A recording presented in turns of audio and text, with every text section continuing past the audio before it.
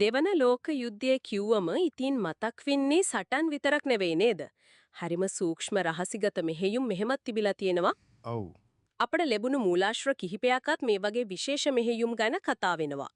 අද අපි බලමු මූලාශ්‍ර දිගේ ගිහින් මේ මෙහෙයුම් කොහොමද වුනේ?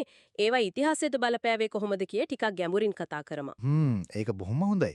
මොකද යුද්ධයක දිනුම පෙරදුම තීරණය වෙන්නේ හමුදා ශක්තියෙන් විතරක්ම නෙවෙයි. ඇත්ත. තිරය පිටුපස වුණු මේ වගේ රහස් වැඩ සමහර වෙලාවට සටන් බිමටත් වඩා බලගත වුණා. ඒ බලපෑම ගැන අපි අදටත් කතා කරනවා. එහෙමනම් අපි මේ මූලාශ්‍රවල ගොඩක් අවධානය යොමු වෙන ඔපරේෂන් ඕවර්ලෝඩ් එකෙන්ම පටන් ගමුද? ඒකේ ලොකුකම ගැන හිතනකොටත් පොදුමයි. අනිවාර්යයෙන්ම ඔපරේෂන් ඕවර්ලෝඩ් කියන්නේ අර නෝමැන්ඩි ආක්‍රමණය. නෝමැන්ඩි. ඔව්. ඒක ලෝක ඉතිහාසයේ තියෙනවනම් තියෙන දැවැන්තම එකාබද්ධ හමුදා මෙහෙයුමක්. ඒ කියන්නේ නාවික ගුවන් ගොඩබිම ඔක්කොම එකට. ඔක්කොම. ඔව්. දහස් ගණක් නැව් ගුවන් යාන ලක්ෂ ගණක් සෙබළු.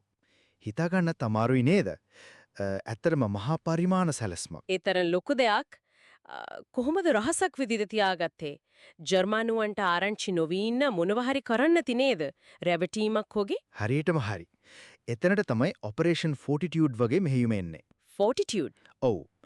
ඕවර්ලෝඩ් සාර්ථක වෙන්න නම් ජර්මanu හමුදාවන්ව අනිවාර්යෙන්ම නොමග යවන්න ඕන වුණා. ෆෝටිටියුඩ් කියන්නේ අන්න ඒකට කරපු හරිම සූක්ෂම ලොකු රැවටීමේ මෙහෙයුමක්. රැවටීමක් කිව්වේ මොන වගේ දෙයක්ද? කොහොමද කළේ? මෙහෙමයි.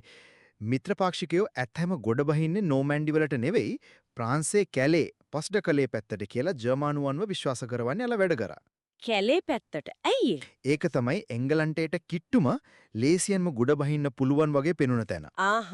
ඉතින් ඒක කරන්න එයාලා බොරු හමුදා කඳවුරු හැදුවා, රබර් ටැංකි වගේ දේවල් තිබ්බා, බොරු රේඩියෝ පණිවිඩය යවුවා. පුදුමයි.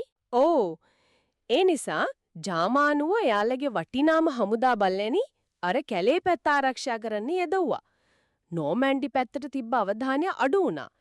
මේ මනෝවිද්‍යාත්මක සෙල්ලම ඕවර්ලෝඩ් සාර්ථක වෙන්න ලොකු හේතුවක් වුණා. ඇත්තටම පුදුමයි.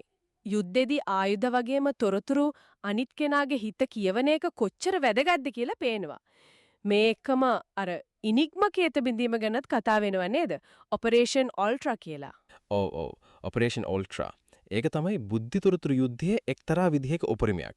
එහෙම කියන්නේ ජර්මanu හමුදාව එයාලගේ හරිම රහස්‍ය පණිවිඩ හුවමාරු කරගන්න යොදාගත්තේ ඉනිග්මා කියන හරිම සංකීර්ණ කේත යන්ත්‍රයක්.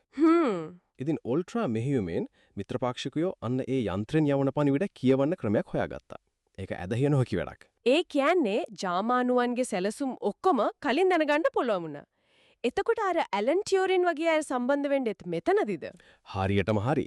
බ්ලිච්ලි පාක් වගේ තැන්වල හිටපු ඇලන් ටියුරින් ඇතුළු ගණිතඥයෝ කේත බිඳින්නන් පිරිසක් තමයි මේක කළේ. එයාලගේ දායකත්වය නැත්නම් මේක වෙන්නේ නැහැ. ඒ කියන්නේ යුද්ධ පිටියට ගොඩක් දුරින් ඉඳන්. ඔව්. සතපුම් ගානක් දුරින් ඉඳන් ගණිතයයි තර්කණයයි පාවිච්චි කරලා එයාලා යුද්ධේ ගමන් මඟ වෙනස් කළා. හිතන්නකෝ. පුදුම දෙයක්. විශේෂම දේ තමයි මේ ඔල්ට්‍රා වලින් ලැබුණ තොරතුරු කොච්චර රහසක් විදිහට තියාගත්තද කිව්වොත් යුද්ධේ ඉවර වෙලා දශක ගාණක් යනකල් කවුරුවත් මේකේ සම්පූර්ණ කතාව හරියට දැනගෙන හිටියෙත් නැහැ. ඒ තරමටම රහසක් විදිහට තිබුණා. ඔව්. ඉතින් බලන්නකෝ මේ දැවැන්ත ආක්‍රමණයේ ඕවර්ලෝඩ්, සතුරාව නොමග යැවීම ෆෝටිටියුඩ්, සතුරාගේ රහස් කීවීම ඔල්ට්‍රා. මේ ඔක්කොම එකට සම්බන්ධ වෙලා එකිනෙකට උදව් වෙලා දෙවන ලෝක යුද්ධයේ ප්‍රතිඵලයට කොහොම බලපාවද කියලා එකක් නැතුව අනිත් එක හරියන්නේ නැහැ.